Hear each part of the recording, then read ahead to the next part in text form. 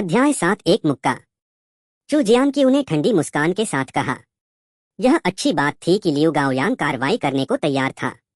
चू जियांग को समझ नहीं आ रहा था कि ऐसा मूर्ख अब तक कैसे बच पाया।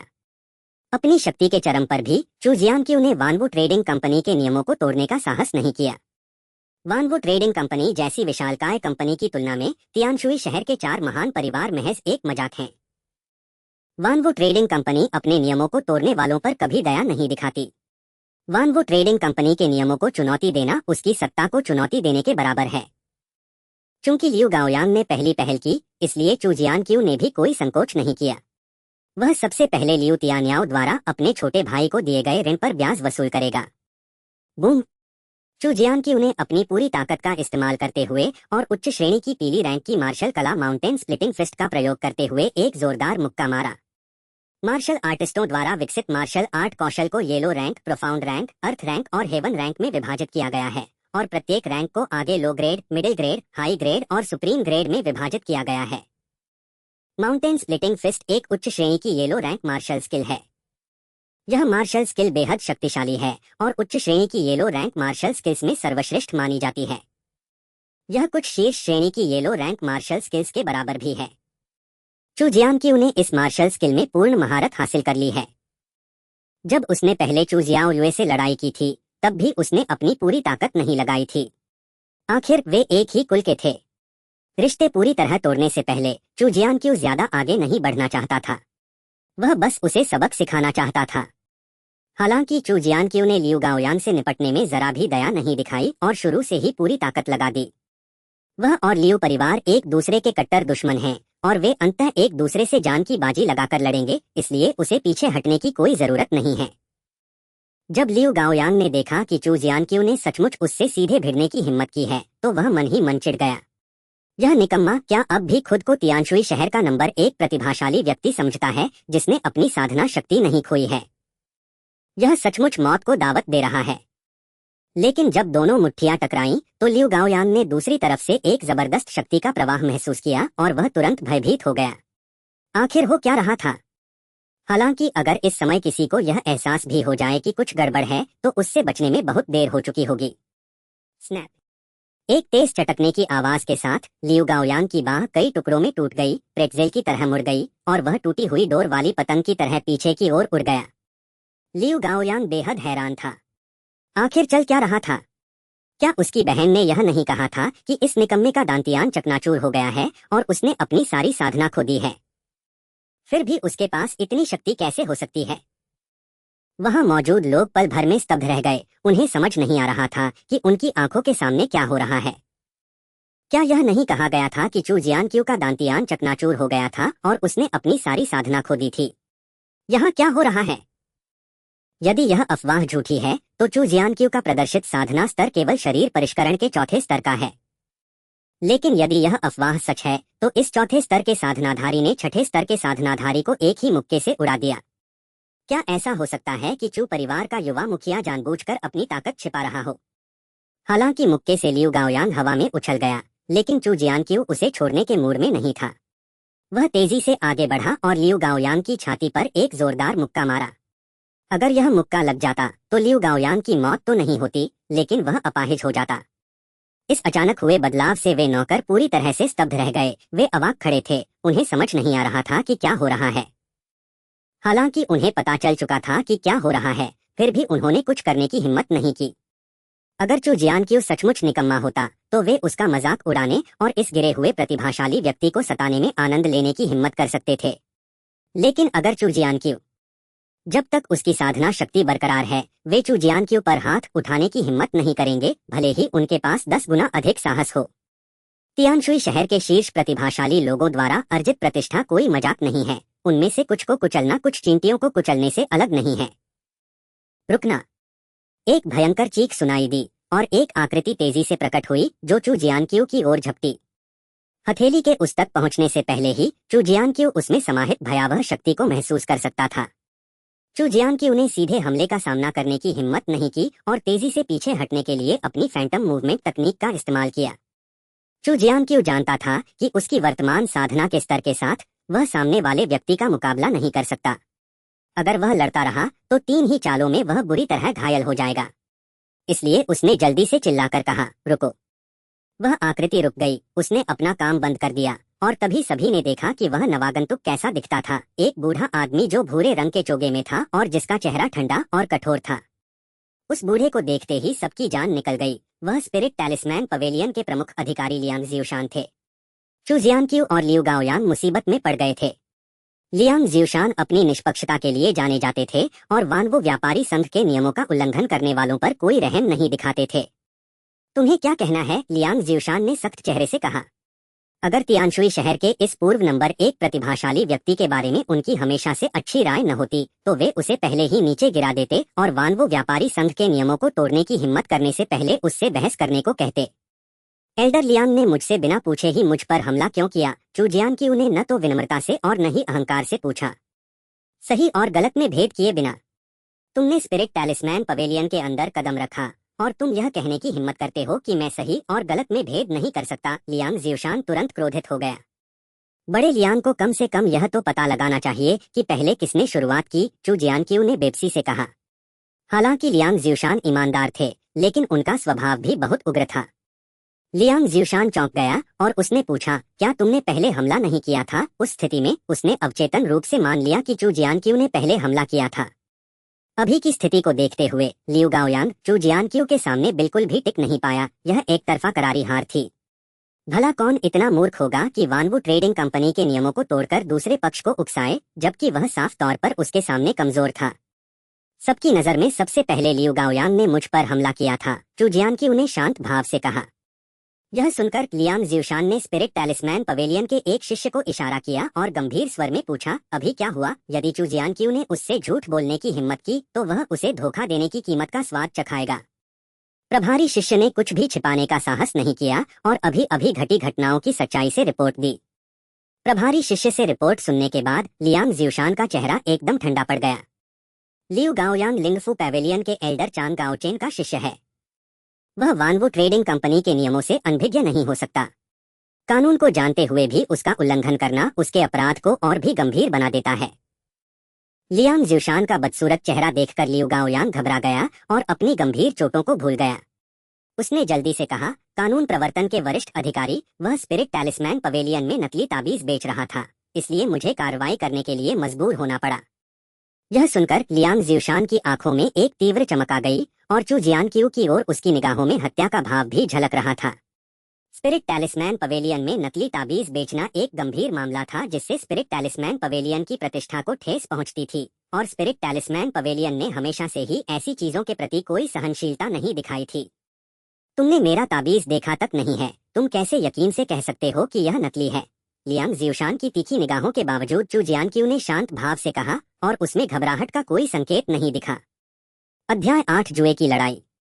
एक ऐसा ताबीज जो आपकी ताकत को दोगुना कर देता है, कितना घमंडी और बढ़ा चढ़ाकर दावा है।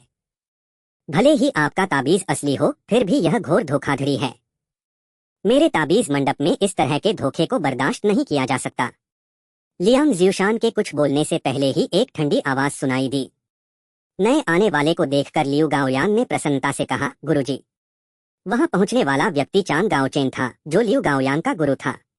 जब उसने अपने अधीनस्थों से स्थिति की जानकारी सुनी तो उसे डर था कि कहीं बूढ़े लियांग को इसके परिणामों का पता न चले और वह अपने प्रिय शिष्य को अपंग न कर दे, इसलिए वह तुरंत वहां पहुंच गया। लियू गाओयांग की दयनीय हालत देखकर चांग गाओचेन का गुस्सा भड़क उठा। उसने चू जियांग को ठंडे भाव से देखते हुए कहा, लड़के, तुम सचमुच घमंडी हो। तुम न केवल स्पिरिट टैलिस्मैन पवेलियन में नकली ताबीज बेचते हो, बल्कि लोगों को चोट पहुंचाने की हिम्मत भी करते हो। क्या तुम्हें सच में लगता है कि मेरे स्पिरिट टैलिस्मैन पवेलियन में कोई नहीं है? बड़े चांग मुझ पर नकली ताबीज बेचने का आरोप लगाते रहते हैं। आप इतने निश्चित कैसे हो सकते हैं कि मेरा ताबीज दुगुना प्रभाव पैदा नहीं कर सकता? चू जियांग ने शांत भाव से कहा। चांग गाओचेन की ठंडी निगाहों का सामना करते हुए बिना पीछे हटे, प्रभाव को दोगुना करना? तुम्हें तो अपनी सीमाओं का भी अंदाजा नहीं है। चांग गाओचेन ने ताना मारा। उसे बिल्कुल भी विश्वास नहीं था कि चू जियांग ऐसा कर सकता है। चू उपनाम वाले इस व्यक्ति के बारे में यह ज्ञात नहीं है कि उसने किसी से भी ताबीज बनाने की कला सीखी हो। यह संदेहजनक है कि क्या यह लड़का ताबीज बना भी सकता है। ताबीज बनाना तो दूर की बात है, इस तरह का प्रभाव पैदा करने वाला ताबीज बनाना तो दूर की बात है। पूरे तियानशुई प्रांत में आपको कोई ऐसा व्यक्ति नहीं मिलेगा जो शक्ति बढ़ाने वाला ताबीज बना सके जिससे प्रभाव दोगुना हो जाए। तो फिर एल्डर चांग, क्या आप मुझसे शर्त लगाने की हिम्मत करते हैं? चू जियांग्क्यू ने हल्की मुस्कान के साथ कहा। हम शर्त कैसे लगाएंगे? चू जियांग्क्यू के आत्मविश्वास से भरे हाव भाव को देखकर चांग गाओचेन काफी उत्सुक हो गया। वह देखना चाहता था कि यह लड़का क्या क्या चालें चल सकता है। नकली ताबीज बेचना और स्पिरिट टैलिस्मैन पवेलियन के अंदर हिंसा करना, इन दो अपराधों ने चू जियांग्क्यू का भाग्य तय कर दिया है और आज उसकी मृत्यु निश्चित है। यदि चू परिवार के मुखिया चू शियांगतियान अभी भी तियानशुई शहर में होते तो शायद वे उससे कुछ हद तक सावधान रहते। अब जबकि चू जियांगतियान तियानशुई शहर छोड़कर जा चुका है और 3 साल से उसका कोई संपर्क नहीं हुआ है, उसका भविष्य अनिश्चित है। चू परिवार में कई आंतरिक कलह चल रही हैं। ऐसे में चू परिवार के नाम मात्र के युवा मुखिया से भला कौन सावधान रहेगा? इसके अलावा पिछले कुछ दिनों से चू जियांग्क्यू के अपंग हो जाने की खबर आग की तरह फैल रही थी। अब ऐसा लगता है कि भले ही अफवाहें गलत थीं, लेकिन यह सच है कि चू जियांग्क्यू की साधना का स्तर बहुत गिर गया था। अन्यथा लियू गाओयांग ने सिर्फ एक हाथ नहीं खोया होता। अगर मेरा शक्तिवर्धक ताबीज मेरी शक्ति को दोगुना नहीं कर पाता तो मैं चू जियांग्क्यू एल्डर चांग को मेरे साथ जैसा चाहे वैसा करने दूंगा। लेकिन अगर मेरा शक्तिवर्धक ताबीज ऐसा कर पाता है तो एल्डर चांग मुझे 300 शक्तिवर्धक गोलियां देकर मुआवजा क्यों नहीं देते? हालांकि ताबीज बनाने का उनका पहला प्रयास बहुत सफल नहीं रहा, लेकिन शक्ति को दोगुना कर पाना ही उनके लिए काफी था। शरीर को मजबूत बनाने वाली 300 गोलियां। देखने वाले लोग दंग रह गए। इस आदमी की भूख वाकई बहुत ज्यादा थी। शरीर को मजबूत बनाने वाली 300 गोलियां खरीदना तो सच्चेची क्षेत्र के विशेषज्ञ के लिए भी एक कष्टदायक खर्च होगा। अगर तुम्हारा शक्तिवर्धक ताबीज सचमुच तुम्हारी ताकत को दोगुना कर सकता है तो तुम्हें 500 शरीर को मजबूत करने वाली गोलियां देने में क्या बुराई है? चांग गाओचेन ने बेपरवाही से कहा। किसी मृत व्यक्ति से किए गए वादे चाहे कितने भी हों, उनका क्या लाभ? असल बात यह है कि उन्हें प्राप्त करने के लिए उसका जीवित होना आवश्यक है। ठीक है, सौदा पक्का। चू जियांग्क्यू मुस्कुराया, मन ही मन बहुत खुश था। यह मानो किसी वरदान से कम नहीं था। उसे शरीर को मजबूत बनाने वाली गोलियों की सख्त जरूरत थी और ये सीधे उसके घर पर पहुंचा दी गईं।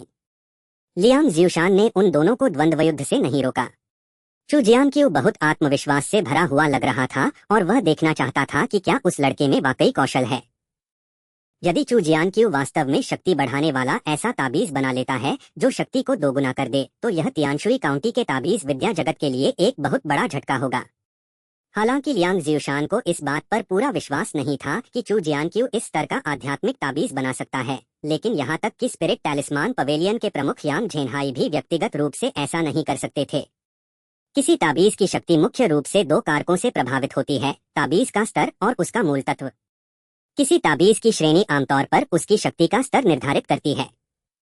उदाहरण के लिए प्रथम श्रेणी का शक्तिवर्धक ताबीज केवल देह शोधन स्तर के मार्शल आर्टिस्टों की शक्ति को बढ़ाता है, लेकिन वास्तविक ऊर्जा स्तर से ऊपर के मार्शल आर्टिस्टों पर इसका बहुत कम प्रभाव होता है। केवल द्वितीय श्रेणी का शक्तिवर्धक ताबीज ही वास्तविक ऊर्जा स्तर के मार्शल आर्टिस्टों पर प्रभावी हो सकता है। किसी ताबीज का मूल तत्व ही उसके प्रभाव को निर्धारित करता है। उदाहरण के लिए उच्च श्रेणी के शक्तिवर्धक ताबीजों में भी उच्च श्रेणी का मूल तत्व अधिक प्रभाव उत्पन्न करेगा, जबकि निम्न श्रेणी का मूल तत्व कम प्रभाव उत्पन्न करेगा। ताबीज के रूप में इस्तेमाल होने वाली पित्ताशय की थैली की गुणवत्ता को 4 श्रेणियों में बांटा गया है: निम्न श्रेणी, मध्यम श्रेणी, उच्च श्रेणी और सर्वोच्च श्रेणी। ताबीज के मूल भाग की गुणवत्ता को प्रभावित करने वाले 2 कारक हैं: ताबीज पर अंकित लेख और ताबीज बनाने की तकनीक। यद्यपि ये दोनों ही शक्ति बढ़ाने वाले ताबीज हैं, लेकिन ताबीज के मूल भाग की गुणवत्ता उन पर अंकित विभिन्न प्रतीकों के आधार पर भिन्न होती है। साधारण रून पत्थरों से बने ताबीजों का मूल तत्व अनिवार्य रूप से निम्न श्रेणी का होगा। इसके विपरीत उच्च श्रेणी के रून पत्थरों से, भले ही उन्हें बनाने की तकनीक कम परिष्कृत हो, उच्च श्रेणी के मूल तत्व वाले ताबीज बनेंगे। ताबीज बनाने की तकनीक ताबीज बनाने में माहिर व्यक्ति के कौशल स्तर पर निर्भर करती है। एक ही रून बनाने में कौशल स्तर और रून की समझ की गहराई, ये सभी कारक एक आत्मा ताबीज के रून कोर के ग्रेड को प्रभावित करेंगे। इसलिए यह आवश्यक नहीं है कि एक उच्च श्रेणी का ताबीज विशेषज्ञ उच्च श्रेणी के ताबीज का मूल भाग तैयार करने में सक्षम हो। ताबीज विशेषज्ञ की पदवी केवल यह सिद्ध करती है कि वह उस श्रेणी के ताबीज तैयार करने में सक्षम है। भले ही द्वितीय श्रेणी का ताबीज विशेषज्ञ द्वितीय स्तर के आध्यात्मिक ताबीज बना सकता हो, लेकिन अच्छे निम्न श्रेणी के रून्स के बिना वह उच्च श्रेणी के ताबीज कोर वाले प्रथम श्रेणी के आध्यात्मिक ताबीज नहीं बना सकता। इसलिए रून चिन्ह आमतौर पर रून चिन्ह के जानकारों के बीच एक गुप्त रहस्य होते हैं। चू जियांग्क्यू ने ताबीज उठाया और चांग गाओचेन के पीछे पीछे ताबीज मंडप में ताबीज परीक्षण उपकरण की ओर चल दिया। लिंगफू पैवेलियन का ताबीज परीक्षण उपकरण लिंगफू पैवेलियन की पहली मंजिल पर स्थित लॉबी के केंद्र में रखा गया है, जो किसी भी समय ताबीज खरीदने और बेचने के लिए लिंगफू पैवेलियन आने वाले लोगों के ताबीजों की प्रभावशीलता का परीक्षण कर सकता है। इस समय तक चू जियांग्क्यू और चांग गाओचेन के बीच द्वंद्व युद्ध की खबर पूरे लिंगफू मंडप में फैल चुकी थी और चारों ओर से लोग दौड़कर आए और ताबीज परीक्षण उपकरण के आसपास के क्षेत्र में भीड़ जमा हो गई। चांग गाओचेन ने ठंडी मुस्कान के साथ चू जियांग्क्यू की ओर देखा। वह देखना चाहता था कि चू जियांग्क्यू इस स्थिति को कैसे संभालेगा। चू जियांग्क्यू ने हल्की सी मुस्कान बिखेरी, एक शक्ति बढ़ाने वाला ताबीज निकाला और भीड़ की उपहास भरी निगाहों के बीच उसे ताबीज परीक्षण उपकरण में फेंक दिया। ताबीज का नाम शक्ति बढ़ाने वाला ताबीज। ताबीज रैंक टियर 1। ताबीज का स्तर श्रेष्ठ।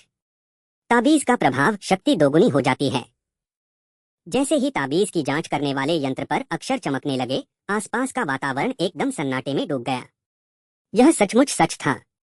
इस आदमी के शक्तिवर्धक ताबीज से उसकी ताकत वाकई दोगुनी हो सकती थी। सब लोग यह देखकर दंग रह गए, उनके मुंह खुले के खुले रह गए। चांग गाओचेन ने ताबीज परीक्षण यंत्र पर सुनहरे अक्षरों की रेखाओं को देखा और इससे पहले उसने कभी महसूस नहीं किया था कि ये अक्षर इतने चमकदार थे। लियू गाओयान पूरी तरह से पागल हो गया और बार बार खुद से बुदबुदाने लगा, असंभव, यह सच नहीं हो सकता। उसने पहले सोचा था कि सामने खड़ा व्यक्ति एक तुच्छ प्राणी है जिसे आसानी से मारा जा सकता है, लेकिन अब इस तुच्छ प्राणी ने न केवल उसे अपनी शक्ति से कुचल दिया, बल्कि ताबीज कला में ऐसी प्रतिभा का प्रदर्शन किया कि पूरे तियानशुई जिले के लोग उसके सामने फीके पड़ गए। 3 साल पहले भीड़ में सबसे आगे गर्व से खड़ा रहने वाला वह प्रतिभाशाली व्यक्ति मानो इस क्षण लौट आया हो, पहले की तरह ही चमक रहा हो। अध्याय 9 प्रथम श्रेणी का ताबीज मास्टर। यह सच नहीं हो सकता। उसने इसे नकली बनाने के लिए जरूर कोई चाल चली होगी, या फिर ताबीज जांचने का यंत्र आज टूट गया है। टूटा हुआ दांतियान रखने वाला यह बेकार आदमी भला ताबीज कैसे बना सकता है? लियू गाओयान ने अचानक चू जियांग्क्यू की ओर इशारा करते हुए पागलों की तरह चिल्लाया। बेकार के कचरे, तू मुझे शर्मिंदा कर रहा है। चांग गाओचेन गुस्से से आग बबूला हो गया और उसने लियू गाओयान के चेहरे पर जोरदार थप्पड़ मारा। गुस्से में आकर उसने अपनी ताकत पर काबू नहीं रखा और लियू गाओयांग हवा में उछल पड़ा। उसके दांत और खून बह निकले और वह आंखें घुमाते हुए बेहोश हो गया। लियू गाओयान ने न केवल उसे व्यर्थ में 500 बॉडी टैंपरिंग पिल्स का नुकसान पहुंचाया, बल्कि उसने उसे इतने सारे लोगों के सामने अपमानित भी किया, और अब भी वह स्पिरिट टैलिस्मान पवेलियन के टैलिस्मान परीक्षण उपकरण पर संदेह करने की हिम्मत करता है। स्पिरिट टैलिस्मैन पवेलियन के ताबीज परीक्षण यंत्र पर संदेह करना स्पिरिट टैलिस्मैन पवेलियन के अपमान के समान है। यहाँ तक कि चांग गाओचेन स्वयं भी इसके परिणामों को सहन नहीं कर पाएगा, तो उसके जैसे प्रथम श्रेणी के ताबीज मास्टर की तो बात ही क्या है। बेहतर यही होगा कि उसे जल्द से जल्द हरा दिया जाए ताकि और भी बड़ी मुसीबत न खड़ी हो। लियांग ज़्यूशान भी हैरान रह गया। यह बच्चा सचमुच ऐसा आध्यात्मिक ताबीज बना सकता है। ऐसा लगता है कि तियानशुई काउंटी एक असाधारण ताबीज विशेषज्ञ को जन्म देने वाला है। कभी कभी किसी ताबीज का सार ही ताबीज के उस्ताद के कौशल स्तर को बेहतर ढंग से दर्शाता है। एक उच्च कोटि का ताबीज उस्ताद केवल उच्च स्तर की शक्ति और अधिक विधियों का उपयोग करने की क्षमता को ही इंगित करता है, लेकिन यह जरूरी नहीं कि उनकी ताबीज में महारत को पूरी तरह से दर्शाता हो। किसी ताबीज के मूल तत्व की गुणवत्ता ताबीज के उस्ताद की क्षमता का बेहतर संकेतक होती है। फिलहाल ऐसा लगता है कि तियानशुई काउंटी में कोई भी व्यक्ति श्रेष्ठ गुणवत्ता वाले ताबीज के मूल तत्व से ताबीज का निर्माण नहीं कर सकता है। लिंगफू पैवेलियन में चू जियांग्क्यू के हमले को लेकर लियांग ज़्यूशान का गुस्सा काफी समय पहले ही शांत हो चुका था। उनके दिल में केवल सदमा और खुशी ही बची थी। बच्चे, क्या तुम स्पिरिट टैलिस्मैन पवेलियन में शामिल होने के इच्छुक हो? लियांग ज़्यूशान का आमतौर पर गंभीर चेहरा बर्फ के पहाड़ की तरह पिघल गया और उसने बड़ी मुस्कान के साथ पूछा। चू जियांग्क्यू अचंभित रह गया। यह अचानक मिला निमंत्रण पूरी तरह अप्रत्याशित था और उसे चौंका दिया। वह स्पिरिट टैलिस्मैन पवेलियन में केवल स्पिरिट टैलिस्मैन बेचकर शरीर को मजबूत करने वाली गोलियां खरीदने के लिए पर्याप्त स्पिरिट स्टोन कमाने आया था। उसने कभी स्पिरिट टैलिस्मैन पवेलियन में शामिल होने के बारे में नहीं सोचा था। बच्चे, अब भी तुम क्यों हिचकिचा रहे हो? स्पिरिट टैलिस्मैन पवेलियन में शामिल होते ही तुम्हें यहाँ ताबीज बनाने की सभी सामग्रियों पर पूरी छूट मिलेगी और स्पिरिट टैलिस्मैन पवेलियन तुम पर कोई पाबंदी नहीं लगाएगा। तुम अब भी जो चाहो कर सकते हो। इसी क्षण एक तेज आवाज सुनाई दी। सभी ने आवाज के स्रोत की ओर देखा और एक लंबे कद के व्यक्ति को चलते हुए देखा। पंथ प्रमुख लिंगफू पैवेलियन के लियांग ज़्यूशान, चांग गाओचेन और अन्य लोगों ने नवागंतुक को प्रणाम किया। सभी लोग हैरान थे। किसी को उम्मीद नहीं थी कि लिंगफू पैवेलियन के प्रमुख यांग झेनहाई भी इस मामले से चिंतित हो गए थे। लिंगफू मंडप के मंडप प्रमुख हमेशा मायावी रहते हैं और शायद ही कभी अपना चेहरा दिखाते हैं। तियानशुई शहर में बहुत कम लोग उन्हें जानते हैं और चू जियानक्यू ने यांग झेनहाई को पहले कभी नहीं देखा था। चू जियानक्यू ने बिना ज्यादा सोचे समझे सहमति दे दी। स्पिरिट टैलिस्मैन पवेलियन से जुड़ाव उसकी सुरक्षा की गारंटी होगी। कम से कम अगर लियू परिवार उसे नुकसान पहुंचाना चाहेगा तो इतनी बेशर्मी से ऐसा करने की हिम्मत नहीं करेगा। स्पिरिट टैलिस्मैन पवेलियन वास्तव में तियानवु महाद्वीप के टैलिस्मैन एरे एलायंस की एक शाखा है। टैलिस्मैन एरे एलायंस कई टैलिस्मैन एरे मास्टर्स द्वारा संयुक्त रूप से स्थापित एक संगठन है। इसकी स्थापना के आरंभ में इसका उद्देश्य केवल टैलिस्मैन एरे मास्टर्स के बीच संचार को सुगम बनाना और उनका मूल्यांकन करना था। यह कोई कठोर संप्रदाय संगठन नहीं था। लिंगफू पैवेलियन वानवू ट्रेडिंग कंपनी के अंतर्गत एक सहकारी संस्था है, न कि वानवू ट्रेडिंग कंपनी की अधीनस्थ संस्था। यांग झेनहाई ने देखा कि चू जियानक्यू सहमत हो गया था। वह खुशी से खिलखिला उठा। उसे इस नौजवान से बहुत उम्मीदें थीं, जिसने इतनी कम उम्र में ही एक उत्कृष्ट श्रेणी का आध्यात्मिक ताबीज तैयार कर लिया था, और वह यह जानने के लिए बहुत उत्सुक था कि यह बच्चा अंततः कितनी तरक्की कर सकता है। यदि चू जियानक्यू भविष्य में ताबीज व्यवस्था की कला में सचमुच उत्कृष्ट प्रदर्शन कर पाता है तो उसे भी गर्व करने का कारण मिलेगा, और शाही शहर के उन बूढ़े लोगों द्वारा तियानशुई काउंटी को अब और नीची नजर से नहीं देखा जाएगा। अरे बच्चे पकड़ो, यांग झेनहाई ने एक टोकन निकाला और उसे चू जियानक्यू की ओर उछाला।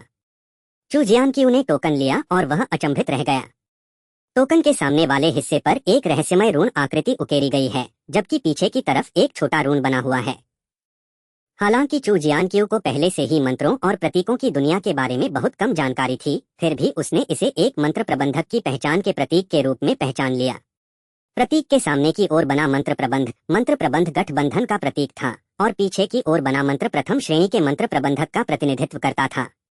यदि व्यक्ति द्वितीय श्रेणी का ताबीज विशेषज्ञ है तो वह 2 ताबीज अंकित करेगा। यदि व्यक्ति सरणी विशेषज्ञ है तो उसकी पीठ पर एक सरणी अंकित की जाएगी। सामान्यतया रून एरे एलायंस द्वारा मान्यता प्राप्त करने के लिए एक रून एरे मास्टर को यह पहचान चिन्ह प्राप्त करने हेतु एक बहुत ही कठोर परीक्षा से गुजरना पड़ता है। किसी ताबीज के उस्ताद को अपनी कुशलता के स्तर की सार्वजनिक पहचान हासिल करने के लिए इस प्रतीक को प्राप्त करना एक आवश्यक शर्त है। चू जियानक्यू यह देखकर आश्चर्यचकित रह गया कि यांग झेनहाई ने उसे प्रथम श्रेणी के ताबीज विशेषज्ञ का प्रतीक इतनी आसानी से दे दिया। उसने आश्चर्य से यांग झेनहाई की ओर देखा। उसकी आंखों में उलझन और प्रश्न भाव भरे हुए थे। यांग झेनहाई हंसते हुए बोला, तुमने तो पहले ही श्रेष्ठ श्रेणी के ताबीज के मूल तत्व से प्रथम श्रेणी का आध्यात्मिक ताबीज बना लिया है, तो इस मूल्यांकन का क्या मतलब? मैं तो ऐसे ताबीज के मूल तत्व से आध्यात्मिक ताबीज बना भी नहीं सकता। अगर मुझे इसके लिए तुम्हारा मूल्यांकन करना पड़े तो क्या इसका मतलब यह नहीं होगा कि मैं इस प्रथम श्रेणी के ताबीज मास्टर टोकन को पाने के योग्य नहीं हूँ? यांग झेनहाई की व्याख्या सुनकर चू जियानक्यू ने राहत की सांस लेते हुए टोकन स्वीकार कर लिया। फिर उसने चांग गाओचेन की ओर मुड़कर मुस्कुराते हुए कहा, एल्डर चांग, आप मुझे मेरी 500 बॉडी टैंपरिंग पिल्स कब देंगे?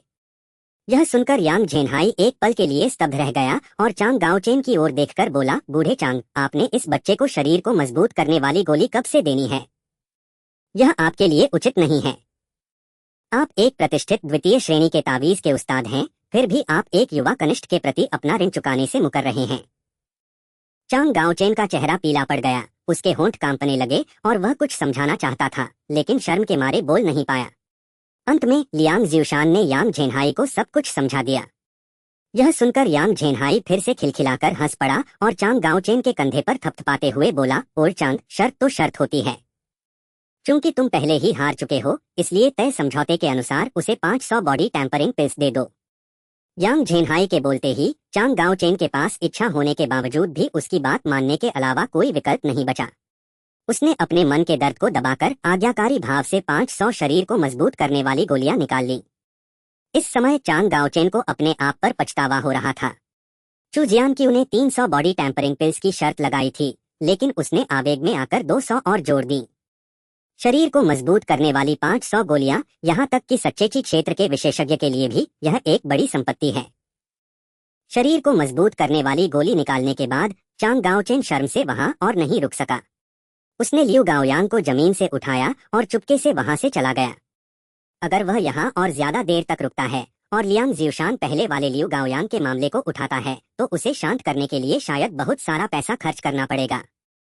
हालांकि लियू गाओयांग ने वास्तव में उसे धोखा दिया था, फिर भी वह उसका शिष्य था और लियू परिवार के साथ उसका घनिष्ठ संबंध था, इसलिए वह लियू गाओयांग को लियांग ज्यूशान द्वारा दंडित नहीं होने दे सकता था। लियांग ज्यूशान के हठी और अड़ियल स्वभाव को देखते हुए वह लियू गाओयांग की गलती को आसानी से माफ नहीं करने वाला था। इसलिए चांग गाओचेन को कुछ समझ आने से पहले ही उसने झट से लियू गाओयांग को पकड़ा और वहां से भाग निकला। अध्याय 10 दो स्तरों को पार करना। तियानशुई शहर, लियू परिवार। बहन, तुम्हें बदला लेने में मेरी मदद करनी होगी। पूरे शरीर पर पट्टियां लिपटी हुई लियू गाओयांग ने बेहद दयनीय दिखते हुए लियू तियान्याओ से गुहार लगाई। लियू तियान्याओ चुप रही, उसका चेहरा एकदम ठंडा पड़ गया था। याओर, क्या तुमने नहीं कहा था कि चू परिवार के लड़के को तुमने अपाहिज कर दिया था? अब क्या हो रहा है? क्या ऐसा हो सकता है कि तुमने ऐसा करते समय कोई गलती कर दी हो? लियू परिवार की मुखिया लियू शुक्सी ने अपने बेटे की दयनीय हालत देखी, उसकी आंखों में क्रोध की झलक दिखाई दी। मैंने उस समय स्वयं कार्रवाई की थी और किसी भी दुर्घटना को रोकने के लिए मैंने उसकी कई बार जांच की थी। उसका दांतियान पूरी तरह से चकनाचूर हो गया था और उसकी सारी साधना मुझमें स्थानांतरित हो गई थी। भला उसकी साधना अभी भी कैसे बची रह सकती है? लियू तियान्याओ ने अपना सिर हिलाया, उसकी भौहें थोड़ी सिकुड़ी हुई थीं। लियू गाओयांग द्वारा लाई गई जानकारी इतनी अविश्वसनीय थी कि वह उस पर विश्वास नहीं कर सकी। एक निकम्मी शख्स जिसका दांतियान उसके हाथों नष्ट हो गया था, उसने आसानी से लियू गाओयांग को घायल कर दिया, जो शरीर परिष्करण के छठे स्तर पर था। इससे भी अधिक चौंकाने वाली बात यह थी कि वह प्रथम श्रेणी का ताबीज मास्टर बन गया और उसने एक उच्च श्रेणी का ताबीज कोर भी तैयार किया, जिसे तियानशुई काउंटी में कोई भी तैयार नहीं कर सकता था। इन चौंकाने वाली खबरों से लियू तियान्याओ थोड़ी असहज हो गई, लेकिन जल्दी ही शांत हो गई। लियू गाओयांग के अनुसार चू जियानक्यू केवल शारीरिक परिष्करण के चौथे स्तर पर थीं। हालांकि हमें यह नहीं पता कि उनके साथ कौन सी असाधारण घटना घटी जिसने उन्हें अपने दांतियान की मरम्मत करने और साधना फिर से शुरू करने की अनुमति दी, लेकिन उनकी मात्र चौथे स्तर की शरीर परिष्करण साधना से डरने की कोई बात नहीं है। अब उसे आगामी शुआनजियान संप्रदाय की भर्ती प्रतियोगिता की तैयारी के लिए ट्रूची दायरे में प्रवेश करने के लिए अपनी साधना को और तीव्र करने की आवश्यकता है। चू जियानक्यू अब एक चींटी के समान है, उससे निपटने में समय और ऊर्जा बर्बाद करना व्यर्थ है। एक बार जब वह शुआनजियान संप्रदाय की शिष्या बन जाएगी तो चू जियानक्यू को कुचलना उसके लिए बहुत आसान हो जाएगा। यहाँ तक कि स्पिरिट टैलिस्मैन पवेलियन भी एकमात्र प्रथम श्रेणी के ताबीज मास्टर के लिए प्रोफाउंड स्वॉर्ड सेक्ट के एक शिष्य के साथ शत्रुता मोल नहीं लेना चाहेगा। चू जियानक्यू ने अपने कमरे में शरीर को मजबूत करने वाली गोलियां तेजी से खाईं। गोलियां पेट में जाते ही उनकी नवजागृत सर्वोच्च रक्तरेखा ने उन्हें परिष्कृत कर दिया। चू जियानक्यू ने अराजकता स्वर्गीय सम्राट तकनीक का तेजी से प्रयोग किया और अपार औषधीय शक्ति वास्तविक ऊर्जा की धाराओं में परिवर्तित होकर उनके दांतियान में तेजी से प्रवाहित होने लगी। लेकिन उनका दांतियान एक अथाह गड्ढे की तरह था जो मानो कभी भरता ही नहीं। चू जियानक्यू ने एक के बाद एक कई बॉडी टैंपरिंग पिल निगल ली। जब उसने 100 गोलियां निगल लीं तो उसके शरीर से एक शक्तिशाली आभा धमाके के साथ निकली और अंततः उसने बॉडी टैंपरिंग के 5वें स्तर को पार कर लिया। हालांकि चू जियानक्यू ने अपनी इस सफलता पर कोई खुशी नहीं दिखाई। अपने शरीर के भीतर मौजूद विशाल दांतियान को देखकर चू जियानक्यू का चेहरा पीला पड़ गया। अरे यार, इसे भरने के लिए कितनी असली ऊर्जा की जरूरत होगी। शरीर परिष्करण के 5वें स्तर पर एक साधारण मार्शल आर्टिस्ट के दांतियान का व्यास केवल 10 झांग होता है, लेकिन इस समय चू जियानक्यू के दांतियान का व्यास पूरे 10 ली है।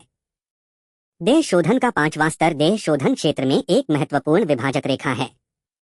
शरीर परिष्करण के 5वें स्तर तक पहुंचने से पहले मार्शल आर्टिस्टों द्वारा विकसित की गई सच्चीची केवल दांतियान का विस्तार करती है और मेरिडियन में प्रवेश नहीं करती है। शरीर परिष्करण के 5वें स्तर पर पहुंचने के बाद आपके दांतियान का विस्तार रुक जाएगा। इस स्तर पर जब तक आप अपने दांतियान को सच्चीची से भरते रहेंगे, आप सफलतापूर्वक शरीर परिष्करण के 6ठे स्तर पर पहुंच सकते हैं। शरीर परिष्करण के क्षेत्र में साधारण मार्शल आर्टिस्टों के लिए शरीर परिष्करण के 5वें स्तर से 6ठे स्तर तक आगे बढ़ना शायद सबसे आसान कदम है, लेकिन चू जियानक्यू के लिए यह सबसे कठिन था।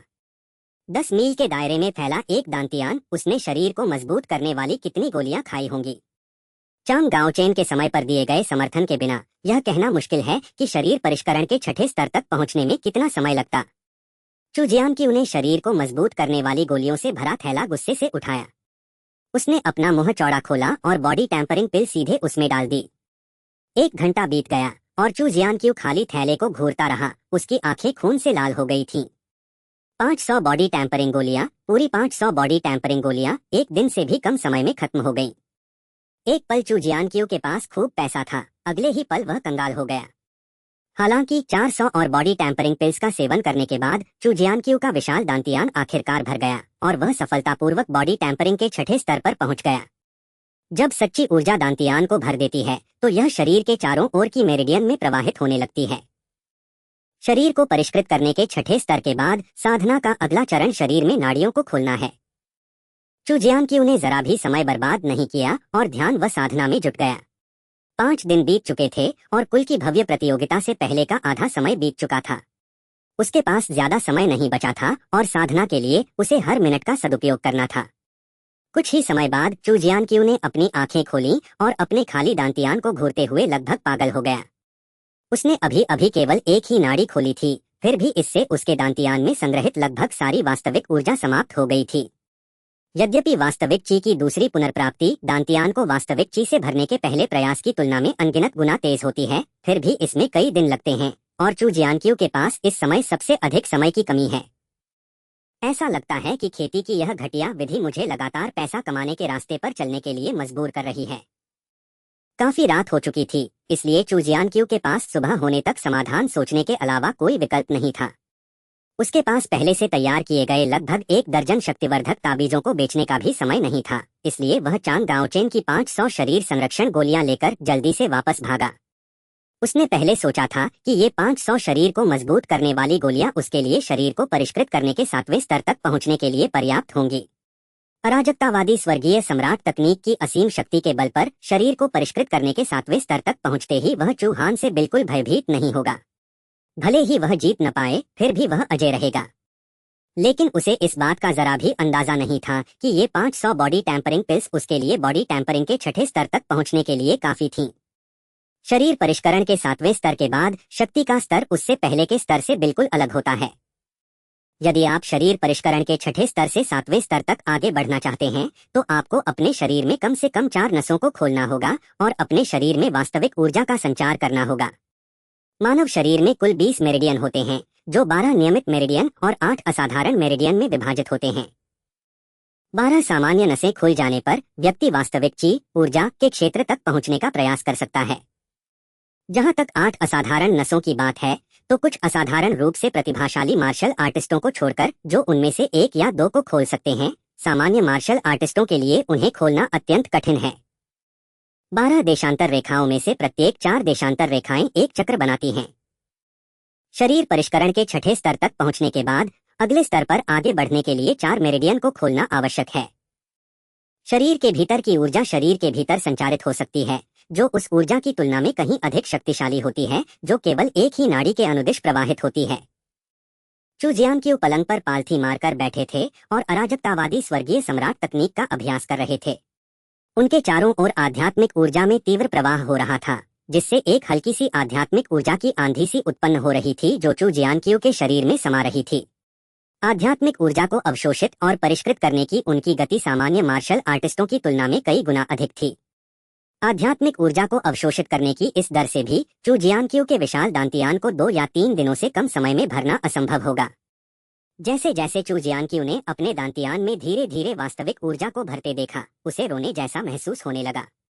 यह साधना तकनीक बहुत ही असाधारण थी और कभी कभी यह हमेशा अच्छी बात नहीं होती थी। जब चू जियानक्यू अपनी साधना में एकाग्र था, तभी खिड़की के बाहर आंगन से अचानक एक हल्की सी आवाज आई। आवाज इतनी धीमी थी कि अगर चू जियानक्यू ने अराजकता स्वर्गीय सम्राट तकनीक का अभ्यास न किया होता, जिससे उसकी इंद्रियां बहुत तेज हो गई थीं, तो शायद उसे इसका पता भी न चलता।